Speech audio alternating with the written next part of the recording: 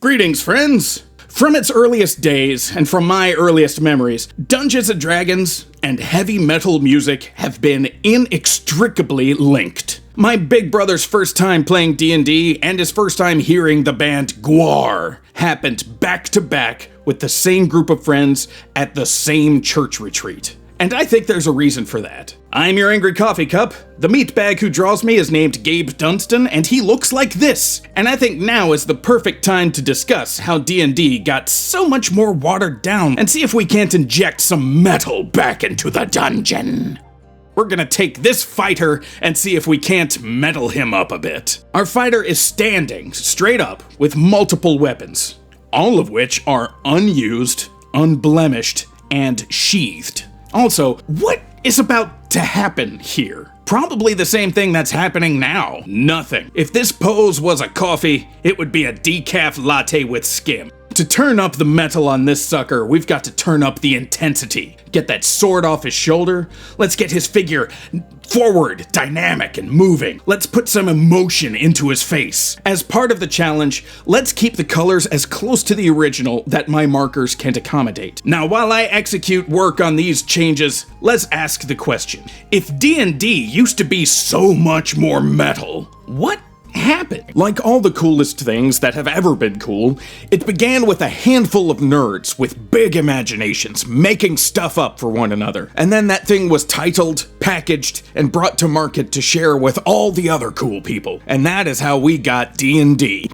TSR was the company made to serve as the vehicle to bring D&D to an audience that would understand its potential, take it, and run. Heavy metal, being more extreme and less radio-friendly, began similarly. While TSR spent its early days cobbling a business together out of fantasy creatures on graph paper, bands like Slayer, Death, and Metallica were cobbling together a fan base by selling their own bootleg cassettes. But like all new things, the people who pick it up are early adopters and artsy kids who were actively looking for the new thing. It starts out very niche, very grassroots. Meanwhile, the mainstream audience looks at anything new as inherently dangerous. Now make that new thing loud, extreme, and unapologetic, and that's one of the ways you get the satanic panic. In business, if you understand your market but not your product, your marketing will fail. If you understand your product but not your market, your product will fail. TSR understood the product, but not the market. When the satanic panic hit, they were caught completely flat-footed and scrambled to make some changes to take some of the heat off. That's how we got AD&D 2nd edition, the one I started out with. Now, there are no more demons, and a few other things were changed to smooth out some of the rough edges. Ultimately, TSR didn't understand the market. They bit the dust and bit it hard. Enter Wizards of the Coast. This company was flying high on its flagship product, Magic the Gathering, and they were looking to expand. At the time, WotC looked at their core customers as a bunch of addicts, and their job was to manipulate these addicts to buy as much stuff as possible. And they weren't entirely wrong. I'm old enough to remember hearing Magic players call their game, quote, cardboard crack. Hey, it was the 90s, we were kids, don't judge. So, for WotC, buying D&D was a no-brainer. The problem was, WotC understood the market, but not the product.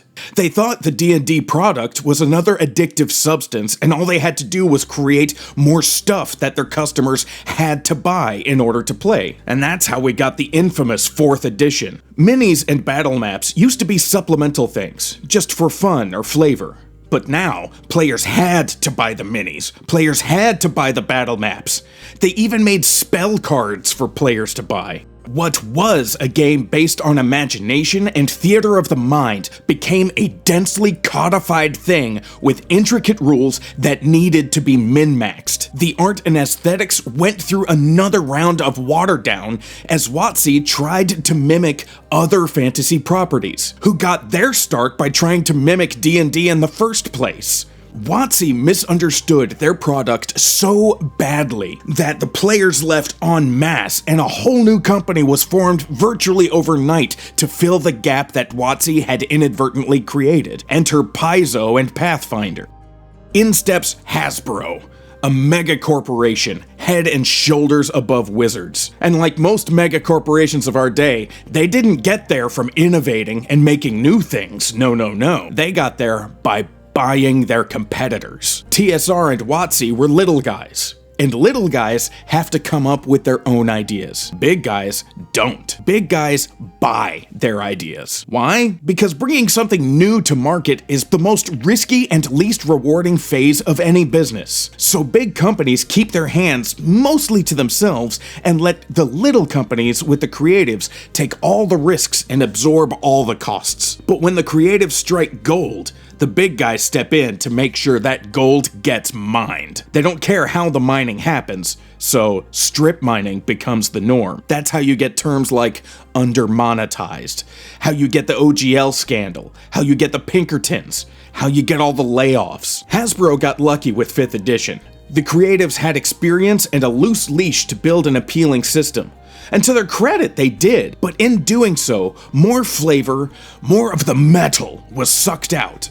Player characters were no longer small folk in a big, dangerous fantasy world. They were superheroes who were nigh invulnerable, very appealing to younger players and power gamers who want to win, but not so much to players who've been there for a while and want to play. When it came to art and marketing, Hasbro hired great artists and then paid them as little as they could get away with. That's how we get a digital painting of a fighter, standing still with no foreground, no background, no composition, and no action. They're not trying to make something cool and compelling, they're trying to make something inoffensive, something that won't make headlines, but will make money. Except the Hasbro higher-ups have been doing everything they can to make their own bad headlines, learn nothing from their mistakes, and make public statements like, "The fans won, and we did too." Hasbro has shown us that they understand neither the market nor the product,